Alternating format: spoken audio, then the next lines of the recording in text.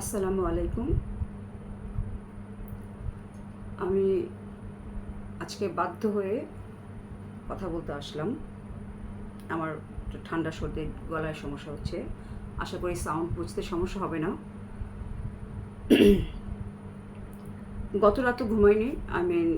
পরশুদিন আজকে সারা রাত ঘুমাইনি। এখন রাত একদম কাটা 3টা বাজে। বাধ্য হয়ে আজকে আসলাম বা কথা বলতে আসছি, কারণ যারা আজকে কোঠা আন্দোলনে আছে তারা আমাদেরই সন্তান, আমাদেরই ছেলেমেয়ে, আমার ছাত্রছাত্রী আছে।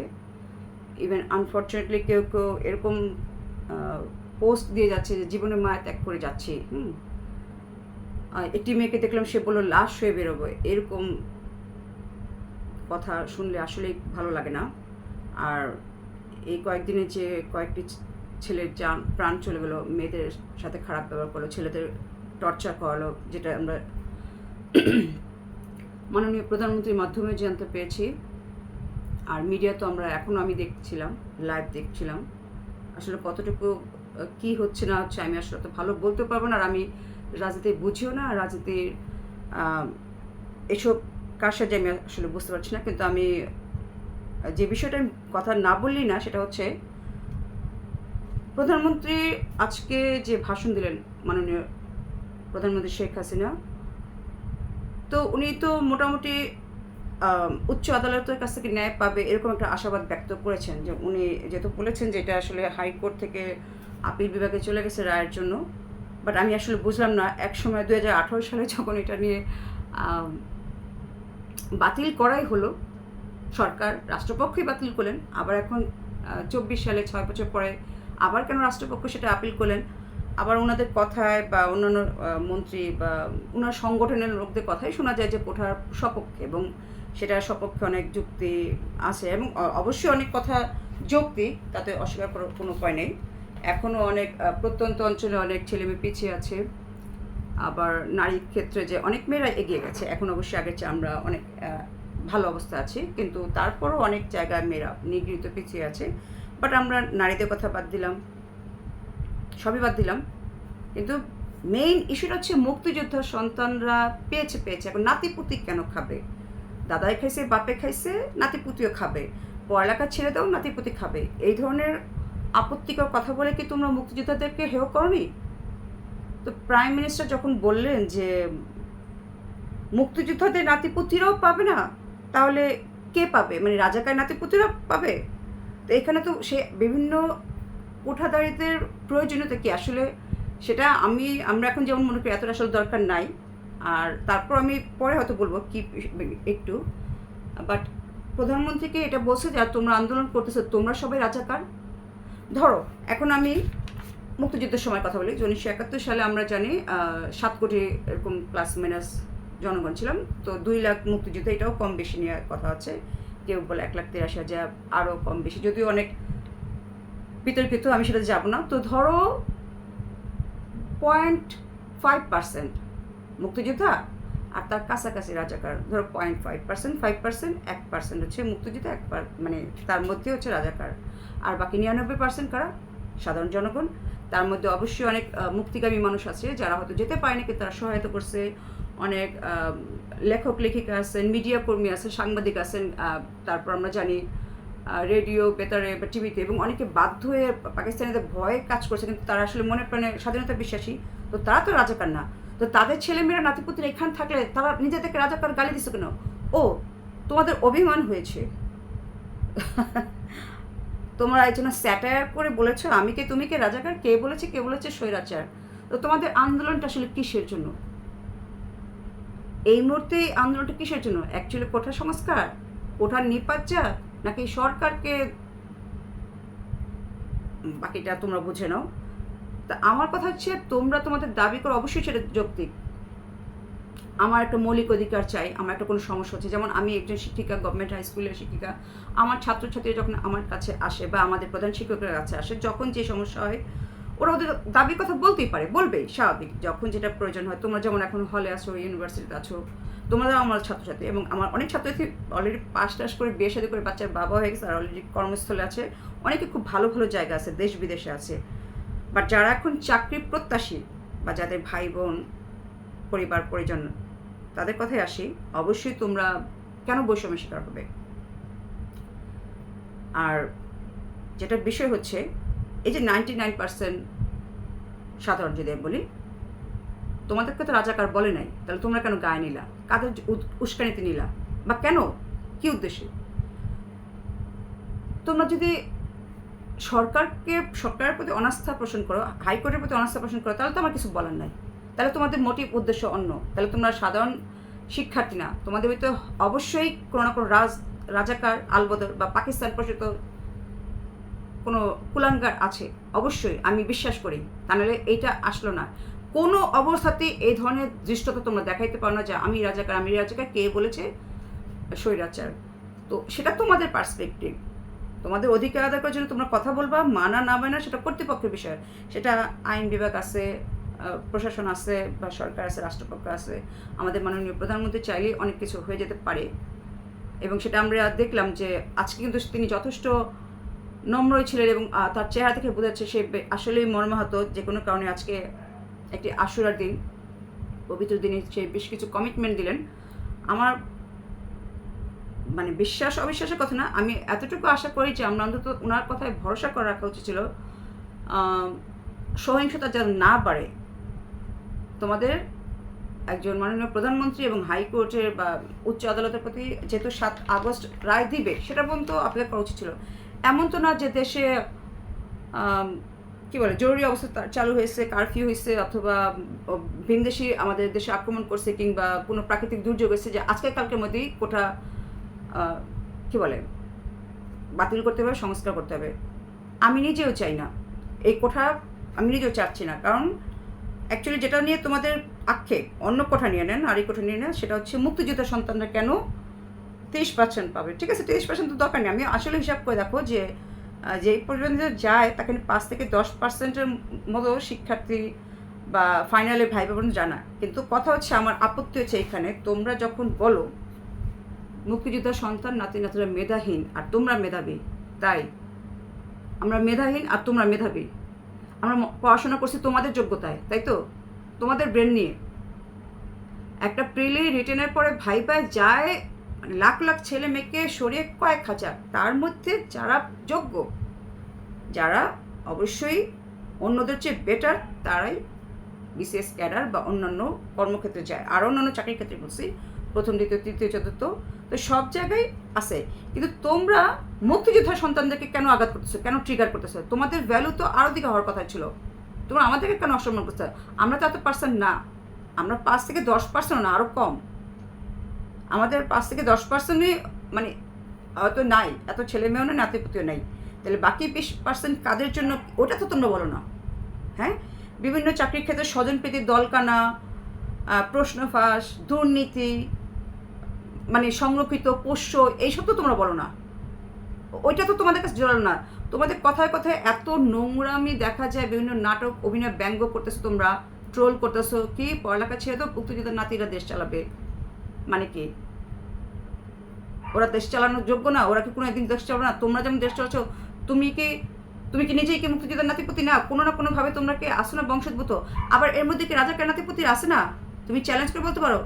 তাহলে সেই রাজাকার গায়ে লাগার কথা, তোমাদের গায়ে লাগছে কেন? তাহলে তোমাদের এতই অভিমান লাগে, তাহলে আমরা মুক্তিযোদ্ধার সন্তান নাতিপতি এত বছর ধরে এত অবজ্ঞা তিরস্কার শুনতেছি। ইভেন তোমরা আমাদেরকে ভিক্ষুক বলছে। একজন মুক্তিযোদ্ধা তার সন্তান বংশধরকে তোমরা ভিক্ষুক বলে, এত বড় দৃশ্যটা তোমরা দেখা কমবে হয়, এত বড় স্পর্ধা তোমাদের হয় কি করে? তোমাদের বিবেক কাঁপে নাই? তোমাদের লজ্জা লাগে না? যাই হোক, আজকে মুক্তিযোদ্ধার সন্তান হয়ে আমি বলতেছি, আমাদের মুক্তিযোদ্ধার সন্তান এবং নাতি নাতিদের পক্ষ থেকে আমি বলছি, আমরা কোটা চাই না।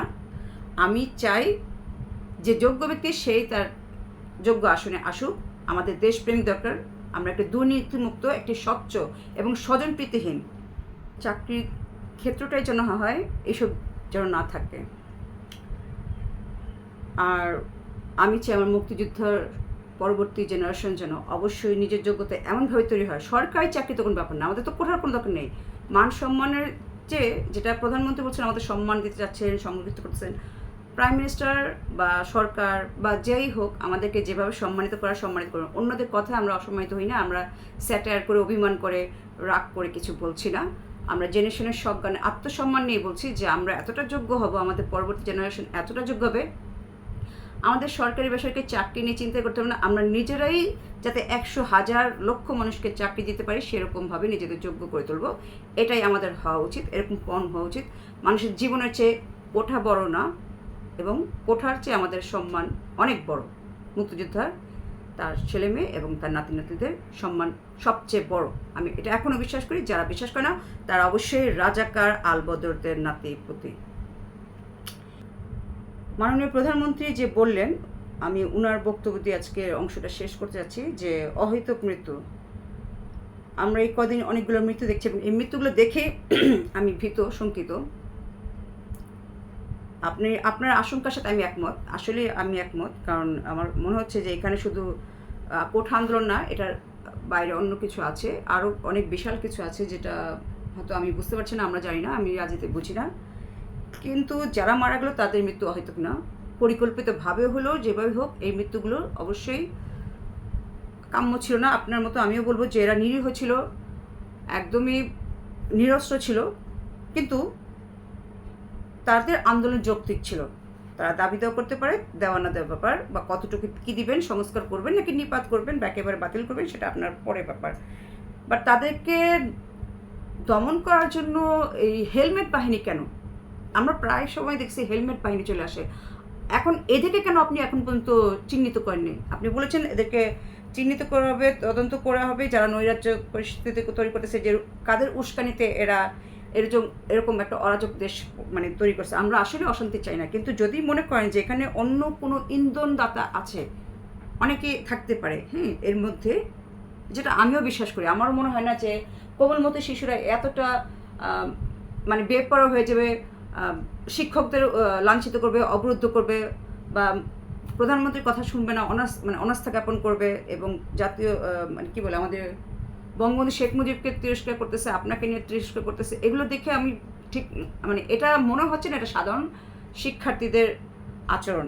এখানে অবশ্যই বহিরাগত বা উস্কানিদাতা আছে। তো এখন তাদেরকে কেন চিহ্নিত করা হচ্ছে না? কারণ এই হেলমেট বাহিনী যদি ছাত্রলীগ না হয়, তাহলে এখানে অন্য কেউ ঢুকে যাচ্ছে, ঢুকে গিয়ে আপনার ইমেজ নষ্ট করছে, আপনার সংগঠনের ইমেজ নষ্ট করছে, সেটাকে আপনার দেখার দায়িত্ব না? তারপর আপনি আইন শৃঙ্খলা বাহিনীর কথা বলেন যে তারা ওদের সাহায্য করছে, নিশ্চয়ই অনেকে করছে, অবশ্যই করছেন। আমি তো আর মাঠে নেই, আমি জানি না, আমি ঘরে বসে যতটুকু দেখছি, যতটুকু দেখানো হচ্ছে, তো সেখানে পুলিশদের ভূমিকা হতে পারে ভালো, তারা পরিস্থিতি শান্ত করার জন্য বা সহায়তা করার জন্য অনেক করছে। কিন্তু আমরা যে ভিডিওটা দেখলাম, এটা নিয়ে তো আপনি কিছু বললেন না। ওই ছেলেটাকে একদম সরাসরি শ্যুট করার অর্ডার কি আপনার ছিল? কোনো পুলিশের পক্ষে কি একটা নিরস্ত্র ছেলেকে এইভাবে গুলি করা যায়? গুলি করুক, যাই করুক, সেই ছেলেটা মারা গেছে, তো কী করে সম্ভব? ওই পুলিশটি কি অতি উৎসাহিত হয়ে নিজেকে ভাইরাল করার জন্য, বীর হওয়ার জন্য বা প্রমোশন পাওয়ার জন্য গুলি করে ফেলছে? এটাও তো আপনার তদন্ত করা উচিত ছিল এবং সঙ্গে সঙ্গে অ্যারেস্ট করা উচিত, অন্তত কারণ 2 দিন চলে গেছে।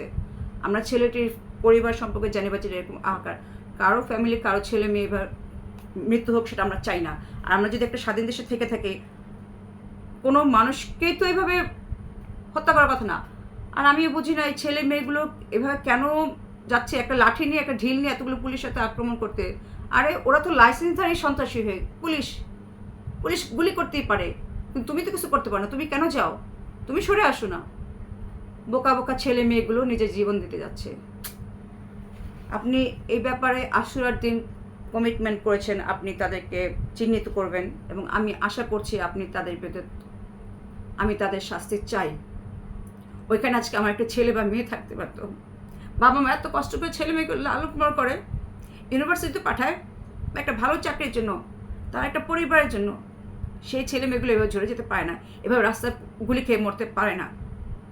মাননীয় প্রধানমন্ত্রী, আপনি একজন মা, নিজেই বলেছেন আপনি অনেক হারিয়েছেন, আমিও হারিয়েছি।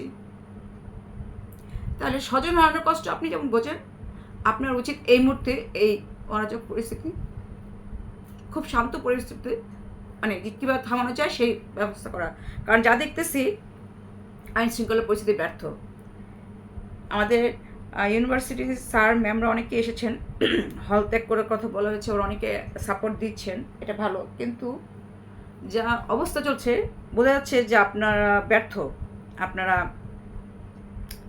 এই ছেলে মেয়েগুলোকে মানে সেভাবে তাদের আশানুরূপ আরও 2 দিন আগে যদি আপনি বক্তব্যটা দিতেন তাহলে হয়তো আরও ভালো হতো, পরিস্থিতি আরও শান্ত হতো।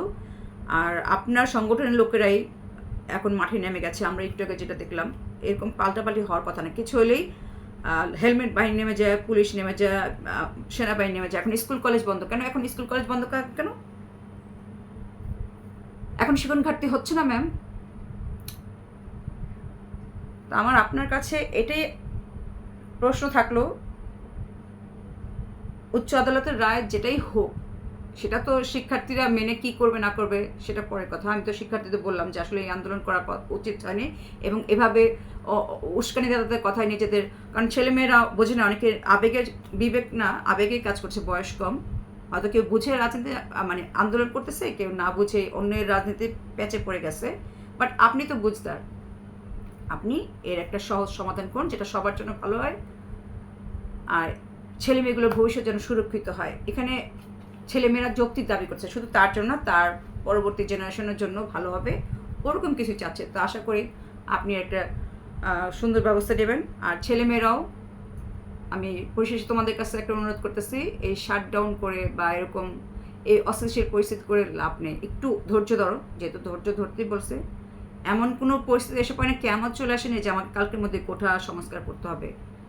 ধৈর্য আর একটু ধরো, যাতে কোনো রকম ষড়যন্ত্রকারী তোমাদেরকে ইউজ না করতে পারে, তোমাদেরকে টার্গেট না করতে পারে, তোমাদের দ্বারা আমার যেন কোনো ক্ষতিগ্রস্ত না হয়, এবং তোমাদের যেন কোনো বিপদ না হয়, আর কোনো মা বাবার যেন তার সন্তান না হয়, আর কোনো ভাই বোনকে যেন তার পরিবার যেন কাঁদতে না হয়। আমি এর একটি সঠিক সমাধান অপেক্ষায় রইলাম।